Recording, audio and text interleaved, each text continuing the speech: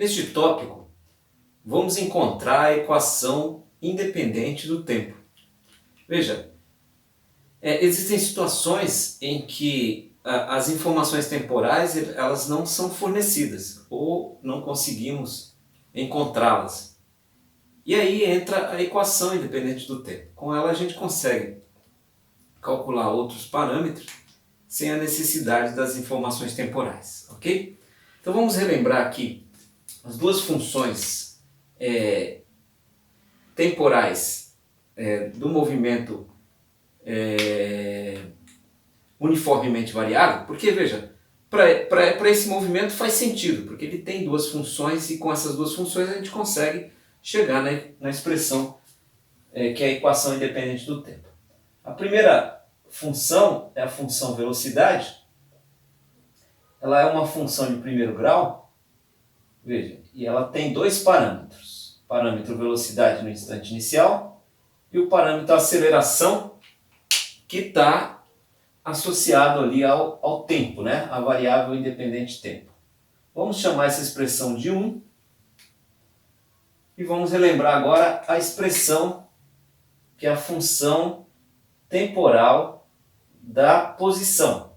É uma função de segundo grau que tem três parâmetros. O parâmetro posição no instante inicial, o parâmetro velocidade no instante inicial e o parâmetro aceleração constante, né?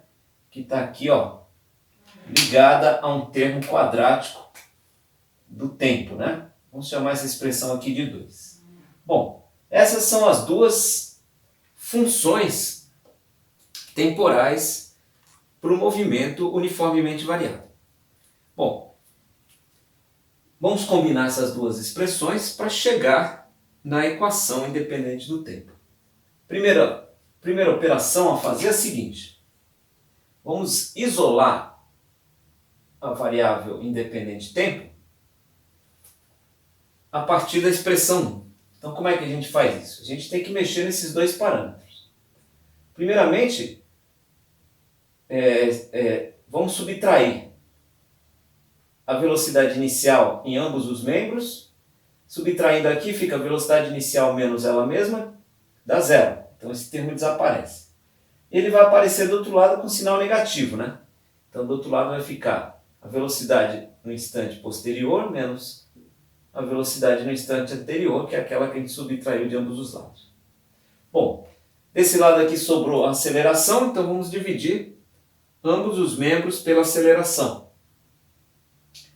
Ao fazer isso, veja, aqui a aceleração dividida pela aceleração dá 1. Sobra o tempo, né? A variável tempo.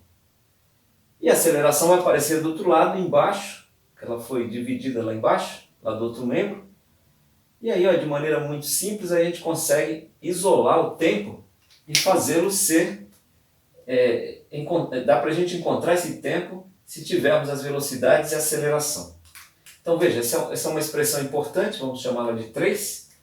Por quê? Porque agora a gente vai pegar essa expressão e combinar com a expressão 2. Como? Onde tem tempo aqui na expressão 2, a gente vai substituir por esse termo do lado direito. Por esse termo do lado direito. Então vamos substituir, ó, a expressão 3, né? O resultado 3 na expressão 2, ó. Veja, o que vai acontecer? Vamos lá. A expressão 2 começa com uma posição em um instante posterior. Veja, aqui é a posição no instante anterior.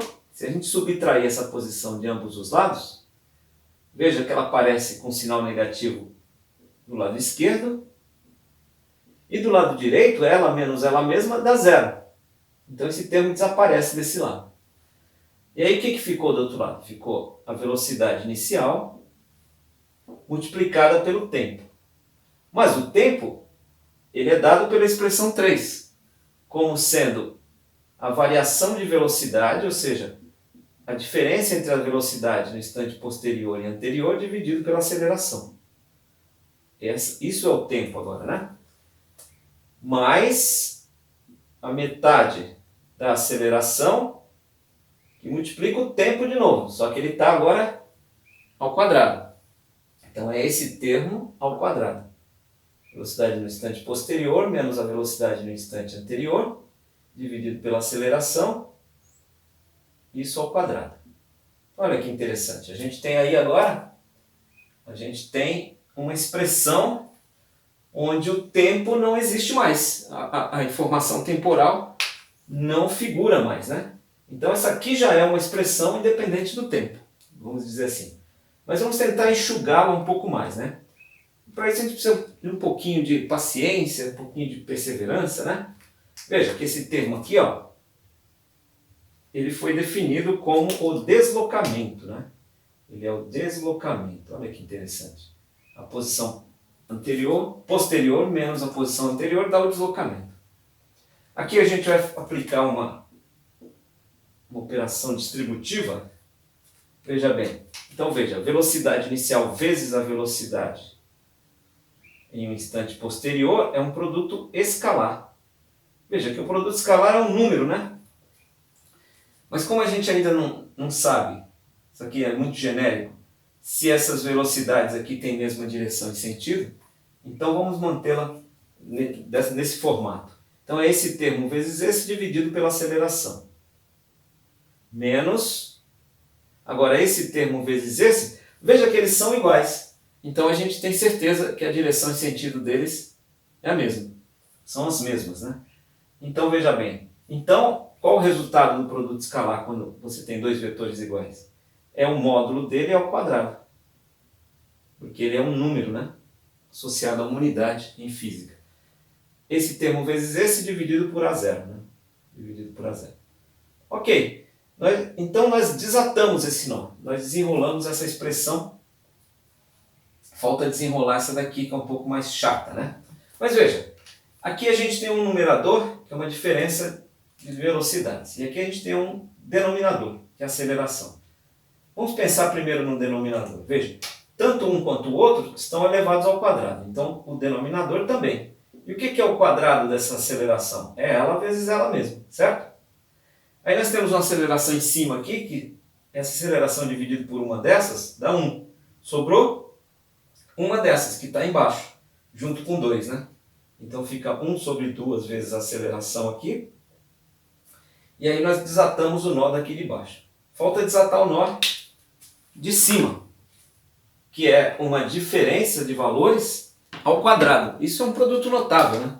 Isso é um produto notável. Veja bem, como é que a gente... Que produto notável que é esse? É o quadrado do primeiro, ó. Veja como eles são iguais, então é o módulo ao quadrado, o produto vetorial, né? Mais o quadrado do segundo, como eles são iguais também, é ele vezes ele mesmo, então é ele ao quadrado, como a gente fez aqui, ó. Menos 2 vezes o primeiro vezes o segundo. Veja que a ordem, eu não estou colocando na mesma ordem, porque a ordem dos fatores não altera o produto escalar. Isso é uma propriedade do produto escalar.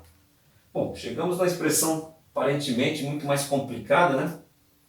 Mas continuando com aquela perseverança, veja o que vai acontecer. O que acontece? Acontece o seguinte, esse termo aqui, ó, ele é associado a esse de fora. Veja, o 2 cancela com 2, 2 dividido por 2 dá 1, e aí fica V0 vezes VT dividido por A0, que é exatamente igual a esse termo aqui, ó, a menos de um sinal. Aqui é positivo, aqui é negativo. Então, um termo positivo igual a um termo negativo dá 0. Então, esse termo aqui desaparece da nossa expressão. Aí nós temos esse termo aqui, ó, que é a velocidade ao quadrado dividido por 2 vezes a aceleração. Vamos mantê-lo. Velocidade no instante posterior dividido ao quadrado, né? Dividido por 2 vezes a aceleração. E aí tem esse termo aqui, ó, que é velocidade no início ao quadrado dividido por 2 vezes a aceleração. A gente pode escrever assim, né? Veja que esse termo aqui, ó, é a metade desse, né? Mas esse termo é igual a este. Então aqui a gente tem a metade desse aqui, ó. Só que aqui é negativo, aqui é positivo. Então eu devo 1 inteiro, pago a metade, fico devendo ainda a metade, né?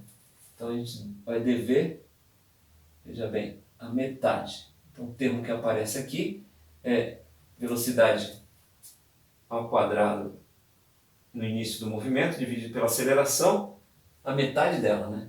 Metade dela, negativo.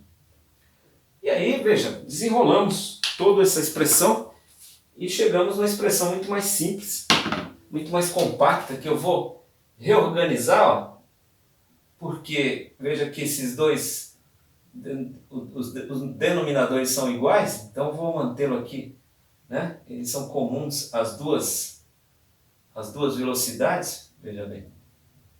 Então a expressão mais compacta ainda fica assim, né?